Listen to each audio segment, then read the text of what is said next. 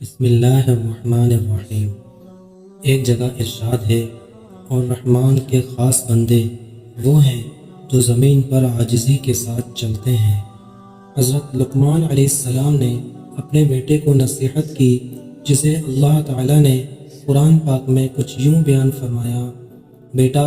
لوگوں سے بے رخی کا برتاؤ نہ کیا کرو، اور زمین پر متکبرانہ چال سے نہ چلا کرو۔ بے شک اللہ تعالیٰ کسی تکبر کرنے والے، شیخی مارنے والے کو پسند نہیں کرتے، اور اپنی چال میں اعتدال اختیار کرو، اور بولنے میں اپنی آواز کو پست کرو، یعنی شور مت مچاؤ۔ اگر اونچی آواز سے بولنا ہی کوئی کمال ہوتا تو گدھے کی آواز اچھی ہوتی، جبکہ آوازوں میں سب سے بری آواز گدھوں کی آواز ہے۔ مومن اپنے اچھے اخلاق کی وجہ سے روزے رکھنے والے اور رات بھر عبادت کرنے والے کے درجات کو حاصل کر لیتا ہے۔ کامل ترین ایمان والوں میں سے وہ شخص ہے جس کے اخلاق سب سے اچھے ہوں، اور جس کا برتاؤ اپنے گھر والوں کے ساتھ سب سے زیادہ نرم ہو۔ میں اس شخص کے لیے جنت کے اطراف میں ایک گھر دلانے کی ذمہ داری لیتا ہوں جو حق پر ہونے کے باوجود جھگڑا چھوڑ دے، اور اس شخص کے لیے جنت کے درمیان میں ایک گھر دلانے کی ذمہ داری لیتا ہوں جو مذاق میں بھی جھوٹ نہ بولے، اور اس شخص کے لیے بلند ترین درجے میں ایک گھر دلانے کی ذمہ داری لیتا ہوں جو اپنے اخلاق اچھے بنا لے۔ ایمان والے لوگ اللہ تعالیٰ کا بہت حکم ماننے والے اور نہایت نرم طبیعت ہوتے ہیں، جیسے تابعدار اونٹ جدھر اس کو چلایا جاتا ہے چلا جاتا ہے، اور اگر اس کو کسی چٹان پر بٹھا دیا جاتا ہے تو اسی پر بیٹھ جاتا ہے۔ رسول کریم صلی اللہ علیہ وسلم نے ارشاد فرمایا: وہ شخص جنت میں نہیں جائے گا جس کے دل میں ذرہ برابر بھی تکبر ہو۔ جو شخص یہ چاہتا ہے کہ اللہ تعالیٰ اس کو قیامت کے دن کی تکلیفوں سے بچا لیں، تو اس کو چاہیے کہ تنگ دست کو، جس پر اس کا قرضہ وغیرہ ہو، مہلت دے دے، یا اپنا پورا مطالبہ یا اس کا کچھ حصہ اس کو معاف کر دے۔ رسول اللہ صلی اللہ علیہ وسلم نے ارشاد فرمایا: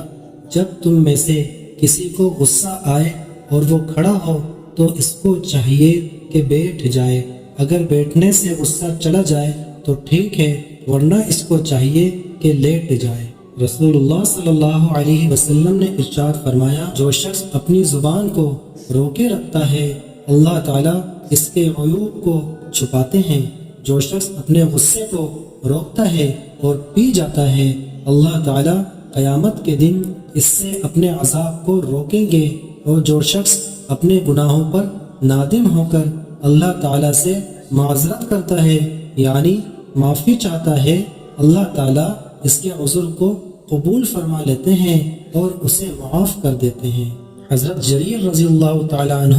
روایت کرتے ہیں، رسول اللہ صلی اللہ علیہ وسلم نے فرمایا: جو شخص نرمی کی صفت سے محروم رہا وہ ساری ہی بھلائی سے محروم رہا۔ اللہ تعالیٰ جن گھر والوں کو نرمی کی توفیق دیتے ہیں انہیں نرمی کے ذریعے نفع پہنچاتے ہیں، اور جن گھر والوں کو نرمی سے محروم رکھتے ہیں انہیں اس کے ذریعے نقصان پہنچاتے ہیں۔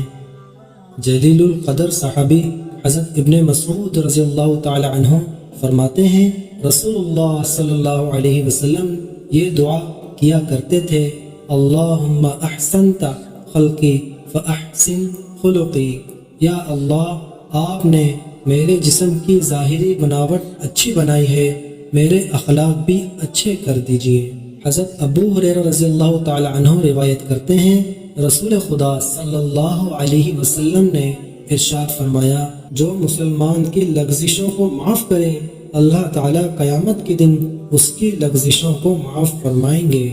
رسول اللہ صلی اللہ علیہ وسلم کا ارشاد مفہوم ہے: بے شک اللہ تعالیٰ تمہاری صورتوں اور تمہارے مالوں کو نہیں دیکھتے، بلکہ تمہارے دلوں کو اور تمہارے اعمال کو دیکھتے ہیں۔